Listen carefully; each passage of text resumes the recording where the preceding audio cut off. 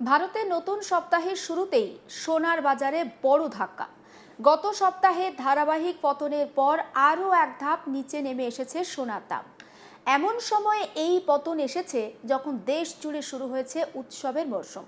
ঈদ রয়েছে, উগাদি রয়েছে, গুড়ি পর্বা রয়েছে, হিন্দু নববর্ষ রয়েছে। আর সেই সময়ে একেবারে ঐতিহ্যগতভাবে সোনার চাহিদা বাড়ে। ফলে বাজারে তৈরি হয়েছে এক অদ্ভুত পরিস্থিতি। একদিকে কম দামে সোনা কেনার সুযোগ, অন্যদিকে ভবিষ্যৎ নিয়ে একটা অনিশ্চয়তা। এই বিশ্লেষণধর্মী প্রতিবেদনে আমরা আপনাদের সামনে তুলে ধরব বা আপনাদেরকে দেখাবো কেন সোনার দাম পড়ছে, এর পিছনে কি কোনো রকম কোনো আন্তর্জাতিক বা দেশীয় কারণ কাজ করছে, ভবিষ্যতে ঠিক কি হতে পারে এবং সাধারণ ক্রেতা ও বিনিয়োগকারীদের জন্য এর ঠিক কতটা অর্থ বহন করছে। আসুন দেখা যাক। সাম্প্রতিক ট্রেডিং সেশনে 24 ক্যারেট সোনার দাম প্রতি গ্রাম প্রায় 15,742 টাকা হয়েছে, যা আগের দিনের তুলনায় 224 টাকা কম। একইভাবে 22 ক্যারেট সোনার দাম কমে দাঁড়িয়েছে প্রতি গ্রাম 14,430 টাকা, অর্থাৎ 205 টাকার পতন।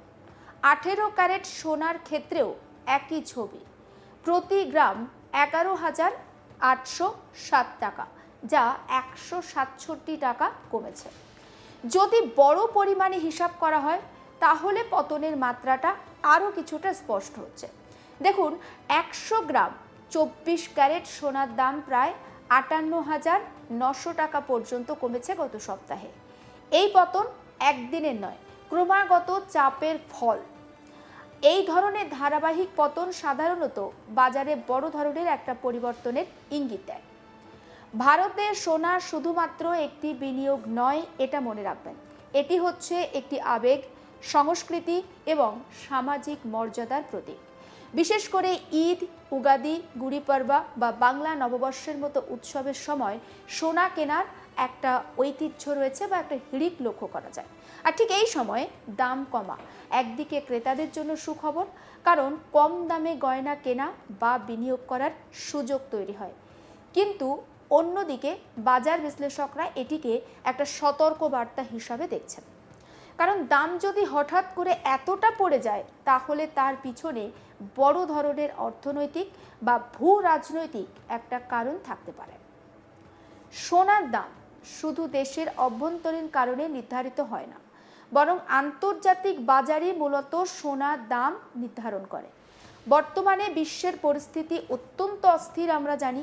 বিশেষ করে আমেরিকা ইরানের প্রধান তেল রপ্তানি কেন্দ্র খার্গ আইল্যান্ডে হামলার পর পরিস্থিতি আরও জটিল হয়েছে। এর জবাবে ইরান ইসরায়েলের বিরুদ্ধে পাল্টা আক্রমণ চালায়, আর সেই সংঘাতে এখন তৃতীয় সপ্তাহে প্রবেশ করেছে এবং এর প্রভাব পড়েছে গোটা বিশ্বের আর্থিক বাজারে।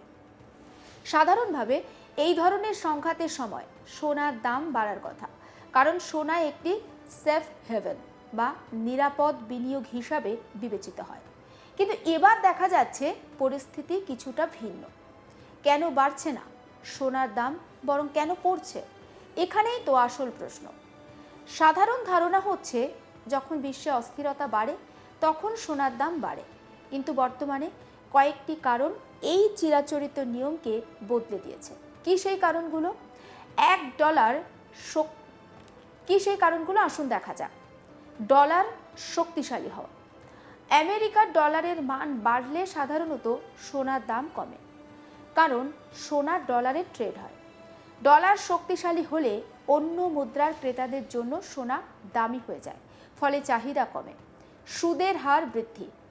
বিশ্বের বিভিন্ন দেশে, বিশেষ করে মার্কিন যুক্তরাষ্ট্রে সুদের হার বেশি, ফলে বিনিয়োগকারীরা সোনার বদলে বন্ড বা অন্য সুদবাহী সম্পদে বিনিয়োগ করতে আগ্রহী হচ্ছেন। 3, তেলের বাজারে অস্থিরতা। তেলের দাম ওঠানামা করলে বিশ্ব অর্থনীতি তার একটা প্রভাবের সম্মুখীন হয়। বর্তমানে তেলের বাজার অত্যন্ত অস্থির, আর যা বিনিয়োগকারীদের মধ্যে একটা অনিশ্চয়তা তৈরি করেছে। সোনার সেফ হেভেন ইমেজ কি তাহলে বদলাচ্ছে? আসুন দেখাই। বাজার বিশেষজ্ঞরা বলছেন সোনা এখনও একটি গুরুত্বপূর্ণ নিরাপদ বিনিয়োগ, কিন্তু এর আচরণ এখন আরও জটিল হচ্ছে। বিশেষজ্ঞ বিজয় কুপ্পা তিনি বলছেন একটি ভালো বিনিয়োগ পোর্টফোলিওতে সোনা ও রূপোর গুরুত্ব তাদের একক রিটার্নে নয়, বরং সম্পদের সঙ্গে তাদের সম্পর্কের ওপর নির্ভর করে। যদি সহজ ভাষায় বলি তাহলে বোঝায় শেয়ার বাজার পড়লে সোনা সাধারণত স্থিতিশীল থাকে, তাই এটি একটি ব্যালেন্সিং ফ্যাক্টর হিসাবে কাজ করে। ভারতীয় বাজারে এর ঠিক কতটা প্রভাব পড়তে পারে চলুন দেখা যাক। ভারতের সোনার দাম আন্তর্জাতিক বাজারের সঙ্গে যুক্ত থাকলেও কিছু স্থানীয় কারণেও তার প্রভাব ফেলে, যেমন আমদানি শুল্ক, জিএসটি, ভারতীয় টাকার মান, স্থানীয় চাহিদা, বর্তমানে টাকার অস্থিরতা এবং আমদানি খরচও দামের ওপর প্রভাব ফেলছে। তাহলে ক্রেতাদের জন্য কি বার্তা যাচ্ছে চলুন দেখাই। এই পরিস্থিতিতে সাধারণ ক্রেতারা ঠিক কী করবেন, এটাই হচ্ছে বড় প্রশ্ন। কম দামে সোনা কেনার সুযোগ, উৎসবের জন্য আগাম কেনাকাটা, দাম আরও কমতে পারে। হঠাৎ করে বড় বিনিয়োগ ঝুঁকিপূর্ণ হবে। বিশেষজ্ঞরা বলছেন ধীরে ধীরে বা একেবারে স্ট্যাগার্ড পদ্ধতিতে কেনা ভালো। যারা সোনাকে বিনিয়োগ হিসাবে দেখেন তাদের জন্য পরিস্থিতি কিন্তু জটিল।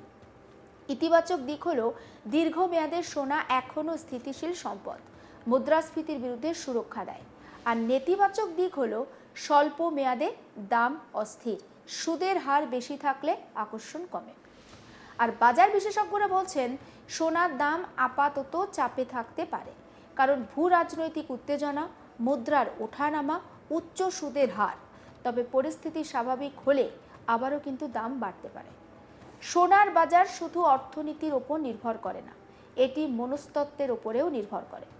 যখন মানুষ অনিশ্চিত বোধ করে তখন তারা সোনার দিকে ঝুঁকে পড়ে, আবার যখন অন্য বিনিয়োগে বেশি লাভের আশা থাকে তখন মানুষ সোনা থেকে পিছিয়ে পড়ে। বর্তমানে এই দুই প্রবণতার মধ্যেই একটা টানাপোড়েন চলছে। গ্রামীণ ভারতে সোনা একটি গুরুত্বপূর্ণ সম্পদ, আমরা প্রত্যেকেই জানি। অনেক সময় এটি সঞ্চয়ের একটা প্রধান মাধ্যম হয়। দাম কমলে তাই গ্রামীণ অঞ্চলে চাহিদা বাড়তে পারে। তবে আয়ের পরিস্থিতি আর কৃষির অবস্থাও এখানে অত্যন্ত গুরুত্বপূর্ণ ভূমিকা পালন করে। দাম কমায় জুয়েলারি ব্যবসায়ীরা মিশ্র প্রতিক্রিয়া দেখাচ্ছেন। বিক্রি বাড়ার সম্ভাবনা রয়েছে, কিন্তু স্টক ভ্যালু কমে যাওয়ার আশঙ্কাও রয়েছে। অনেক ব্যবসায়ী এখন সতর্কভাবে বাজার পর্যবেক্ষণ করছেন। এখন কি তাহলে সোনা কেনার সঠিক সময়? এই প্রশ্নটা আপনি করতে পারেন। আর এই প্রশ্নের উত্তর কিন্তু সবার জন্য এক নয়। যারা গয়না কিনতে চান তাদের জন্য এটি একটা ভালো সময় হতে পারে, আর যারা বিনিয়োগ করতে চান তাদের জন্য অবশ্যই সতর্ক থাকা জরুরি। তবে সবথেকে গুরুত্বপূর্ণ বিষয় হচ্ছে হঠাৎ সিদ্ধান্ত না নিয়ে পরিকল্পনা করে এগোন, আর তাতেই আখেরে লাভ হবে আপনার। অন্যান্য সমস্ত খবরের আপডেটের জন্য নজর রাখুন আজ তাক বাংলায়। সাবস্ক্রাইব করতে ভুলবেন না।